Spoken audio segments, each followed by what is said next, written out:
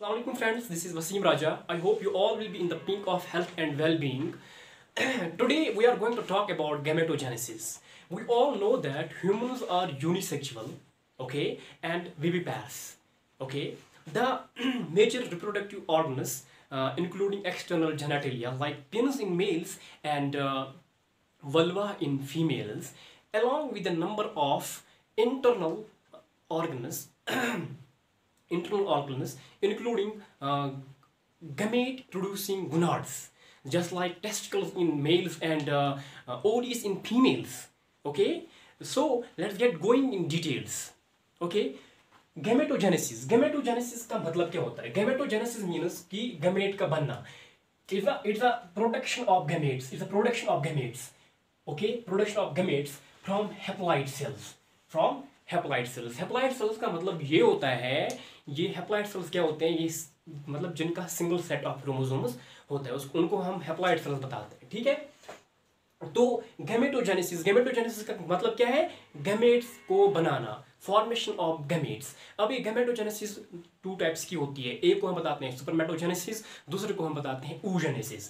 एक को हम बताते हैं सुपरमेटोजेनेसिस, दूसरे को हम बताते हैं oogenesis. ओके, सुपरमेटोजेनेसिस जो होता है it takes place in mails.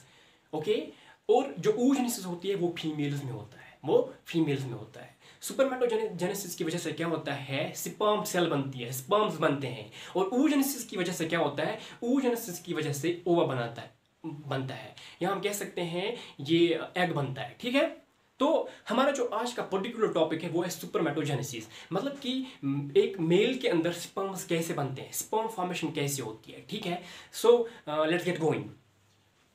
सुपरमेटोजेनेसिस males के अंदर होता है. ओके, मेल्स के अंदर होता है. मैंने आपको पिछले लेक्चर में बताया था जो टेस्टीज होते हैं, टेस्टीज के अंदर क्या होते हैं? टेस्टिकुलर लोब्यूल्स होते हैं, और वहाँ पे क्या होते हैं? सेमिनिफेरस ट्यूब्यूल्स होते हैं.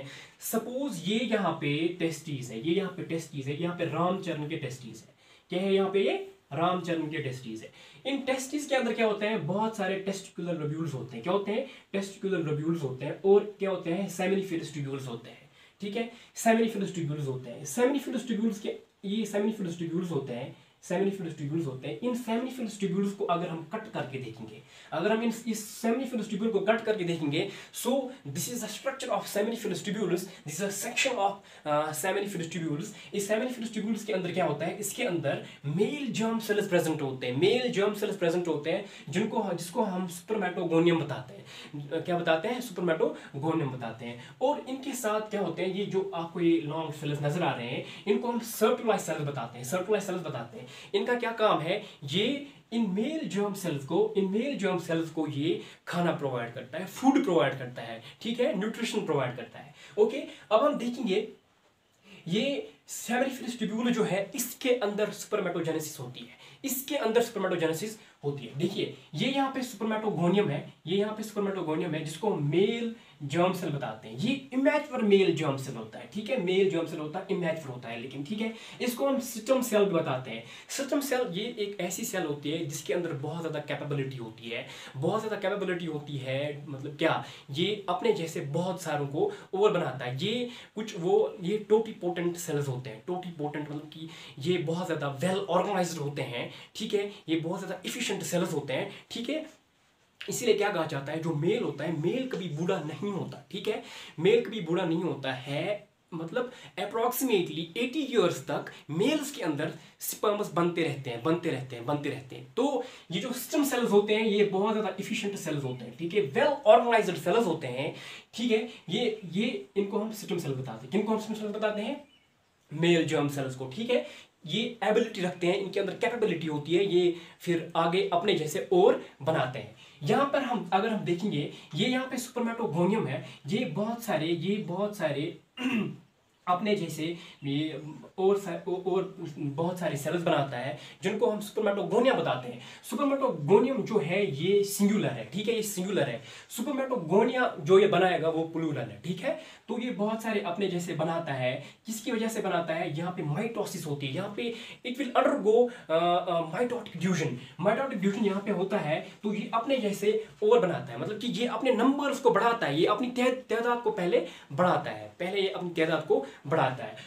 फिर क्या होता है, फिर जब अपनी ये तादाद को अपनी बढ़ाता है, फिर कुछ सेल्स इसमें से इस अगले स्टेज तक पहुंच जाते हैं। ये इमैच्योर जो जर्म सेल्स होते हैं ये थोड़े से मैच्योर हो जाते हैं, ठीक है, ये थोड़े से मैच्योर हो जाते हैं और ये इस स्टेज तक पहुंच जाते हैं, ठीक है। इनमें थोड़ा सा डिफरेंशिएशन होता है, ज़्यादा नहीं होता है, थोड़ा सा ये थोड़े डिफरेंशिएट होते हैं और पहुंच जाते हैं इस स्टेज तक। और अब इनका नाम हो जाता है स्पर्मेटोसाइट। क्या होता है? Spermatocyte, primary spermatocyte, primary spermatocyte.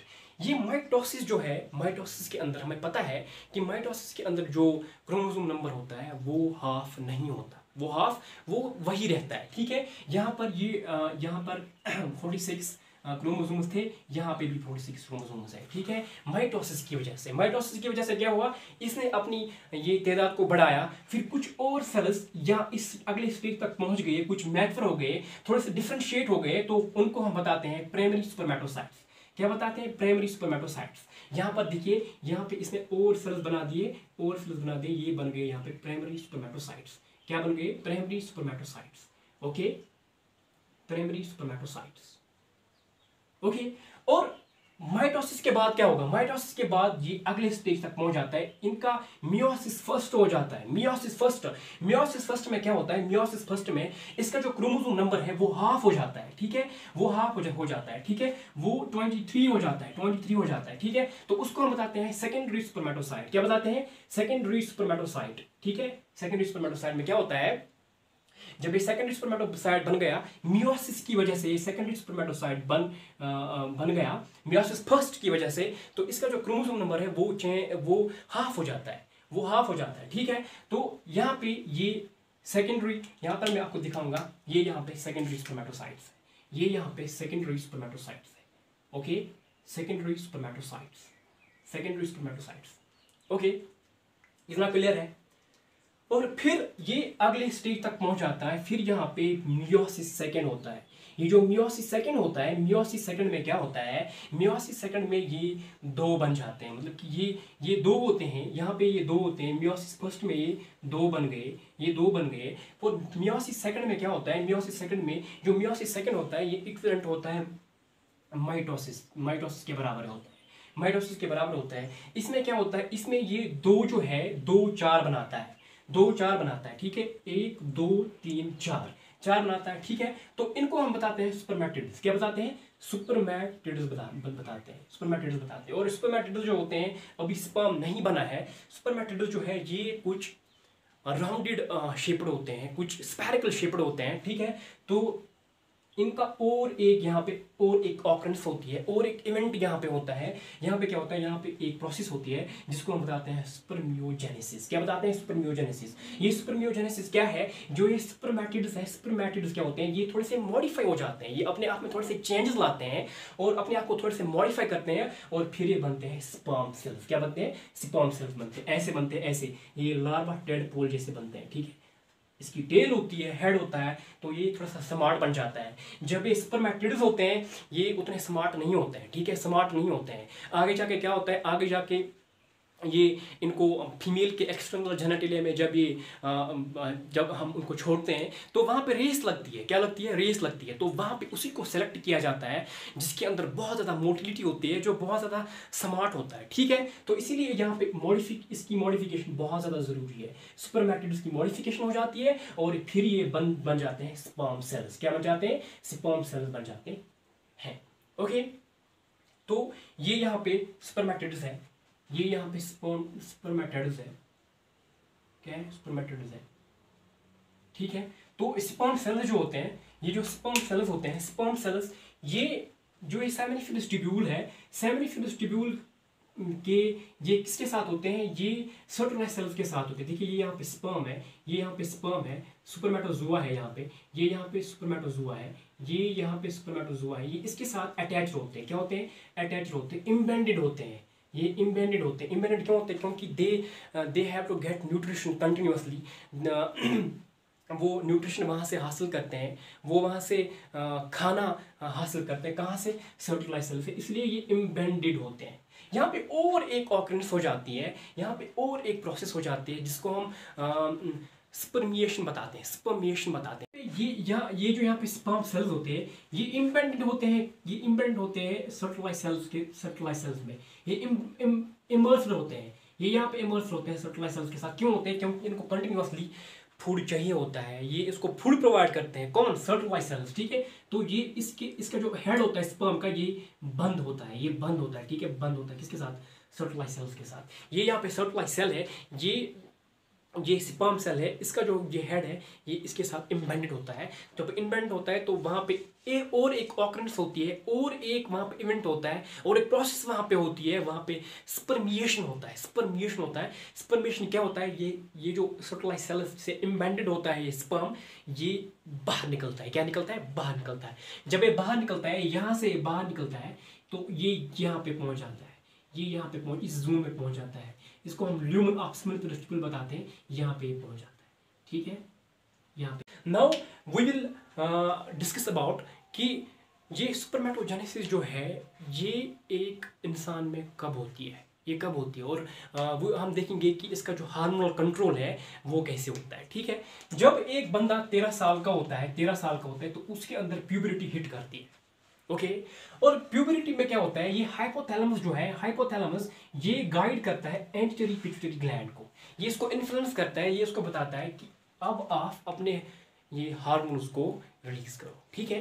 तो ये 2 गोनाडोट्रोपिन हार्मोन्स को रिलीज करता है, 2। कौन? एंटीरियर पिट्यूटरी ग्लैंड, ठीक है। ये जो गोनाडोट्रोपिन हार्मोन होता है, ये गोनाडोट्रोपिन रिलीजिंग हार्मोन होता है, ये 2 ये रिलीज करते हैं। एक को हम बताते हैं FSH और दूसरे को हम बताते हैं LH, ओके।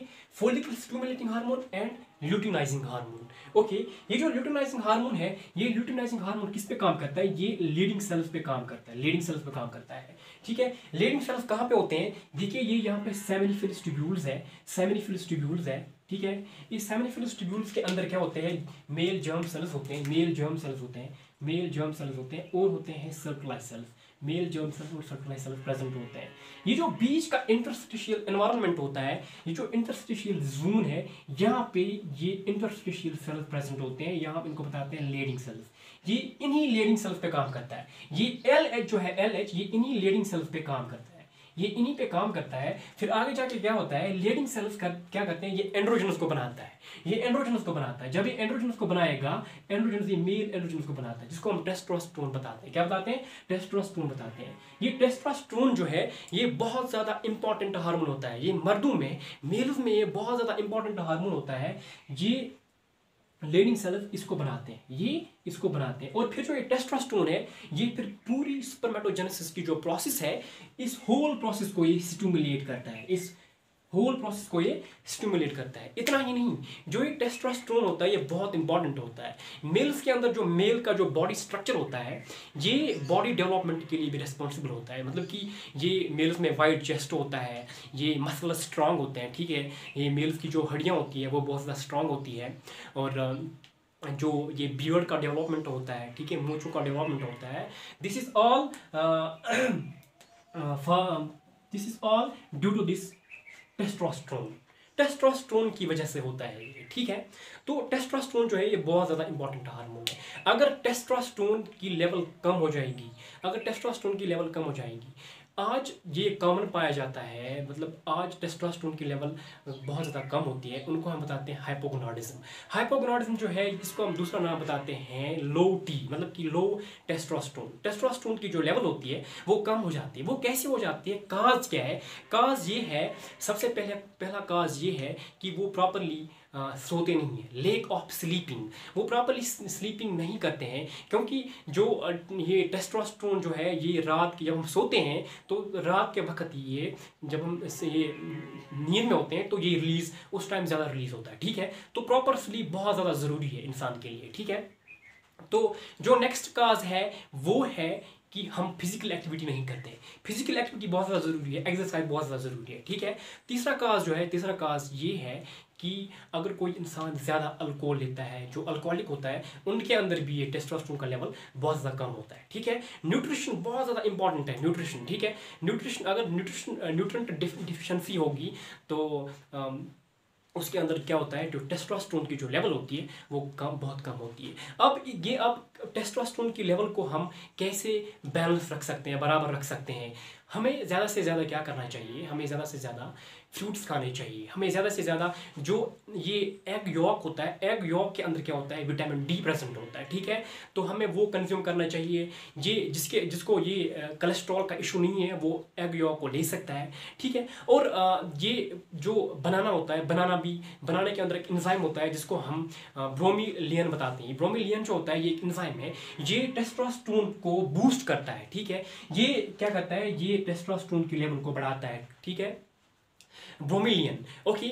और जो विटामिन डी होता है, विटामिन डी जैसे मतलब जो बीफ होता है, जो रेड मीट होता है, उसके अंदर ये विटामिन डी होता है। Red meat is rich in vitamin D. तो हमें ये चीज़ें कंज्यूम करने चाहिए, ठीक है, ये चीज़ें हमें लेने चाहिए। तो उसकी वजह से क्या होगा, टेस्टोस्टेरोन का लेवल है इंक्रीज उसकी वजह से होता है, ठीक है। अब रहा दूसरा हार्मोन, ये follicle stimulating hormone. Follicle stimulating hormone जो है, फॉलिकल स्टिमुलेटिंग हार्मोन सर्टोलाइज सेल्स को क्या करता है, सर्टोलाइज सेल्स को ये स्टिमुलेट करता है, ये इनको स्टिमुलेट करता है। और सर्टोलाइज सेल्स जो है, सर्टोलाइज सेल्स आगे जाके क्या करता है, ये जो सुपरमियोजेनेसिस है, ये सुपरमियोजेनेसिस को ये इसकी जो प्रोसेस है, सुपरमियोजेनेसिस की प्रोसेस है, इसको ये फास्ट कर देता है, इसको ये तेज कर देता है, ठीक है।